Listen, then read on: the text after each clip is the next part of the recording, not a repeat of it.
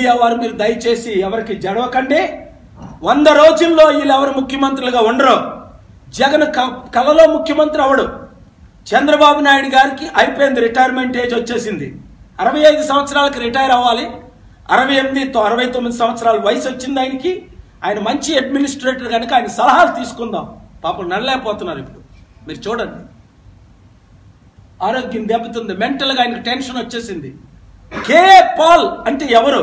చంద్రబాబు నాయుడు గారి మిత్రులని, గురువని, మంచి స్నేహితులని, ఆయన్ని గెలిపించే ఒక వ్యక్తిగా నాకు పేరుంది ఎప్పటి నుండి, గత 25 సంవత్సరాలుగా. అలాంటి మంచి చంద్రబాబు నాయుడు గారి మీద ఈ రోజు నేను ఇలాంటి ఆరోపణలు చేస్తున్నానంటే కారణం ఏంటి? నాకు తెలిసి 25 సంవత్సరాలు ఆయన జీవితం, ఆయన చేసిన అవినీతులు నాకు తెలుసు. డిబేట్కి రమ్మనండి, క్వశ్చన్ చేస్తా. లేదా అది కొడుకుని పంపుతారా, కొడుకుని పంపుతానండి డిబేట్కి. ఆయనకి మాటలే రావు లోకేష్కి, మీకు అందరికీ తెలుసు. ఒక మంచి వీడియో ఉంది, నేను చూశాను. అన్నిటికంటే అవినీతి పార్టీ అంటే, మోసపూరితమైన పార్టీ అంటే, కులమతములతో కూడిన పార్టీ అంటే తెలుగుదేశం పార్టీ అంటారు ఆ వీడియోలు. ఎవరైనా చూసారు మీరు? అది చూసి నేను ఆశ్చర్యపోయాను. ఎందుకంటే బైబిల్లో మాట ఉంది, హృదయం నిండి ఉన్న దాన్ని బట్టి నోరు మాట్లాడును అని. బా, ఆయన హృదయంలో ఏముందో అది నోట్లో పలికిశారు. అలాంటి ఆయనకు 3 మంత్రులు.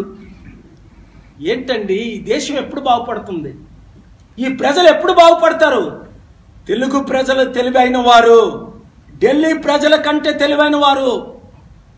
కేజ్రీవాల్కి ఏ విధంగా పట్టం కట్టారో కేఏ పాల్ని గెలిపించండి. రైతులకు రుణమాఫీ 1 సంవత్సరంలో first day 50%, with in 1 year 100%. చేనేత కార్మికులకు, అలాగే డ్వాక్రా మహిళలకు ఫస్ట్ డే రుణమాఫీ 2. ప్రతి నియోజకంలో 100 కోట్లు ఇచ్చి గెలిపించిన ప్రతి నియోజకవర్గానికి 50 కోట్లతో మంచి ఇంగ్లీష్ మీడియం చదువు మీ పిల్లలకి. వద్దా? కావాలా? వాళ్ళు చేశారా? ఎప్పుడేం చేస్తారా? 50 కోట్లు హాస్పిటల్ పెట్టి మీ నియోజకవర్గంలో అక్టోబర్ నుంచి స్టార్ట్ అవుతాయి. ప్రజాశాంతి పార్టీ అధికారంలోకి రావాలి. 100 సీట్లు మీరు గెలిపిస్తే తత్మాట 75 సీట్లకు ఒక్క రూపాయి పంపించం చారిటీ డబ్బు. రుణమాఫీలు చేస్తాం అందరికీ సమానంగా. మళ్ళీ బాగా మీడియా వాళ్ళంతా బాగా గమనించి రాయండి. ఇది గెలిపించిన సీట్లకే అధికారులు. ఒక ఆయన అన్నారు, సార్ మీకు 40 సీట్లు వస్తే ఏంటి అని. ఇప్పుడిప్పుడే 40 సీట్ల 37 సీట్లు వస్తే దేవగౌడ గారు కొడుకు కుమారస్వామి ముఖ్యమంత్రి అయ్యాడు కర్ణాటకలో.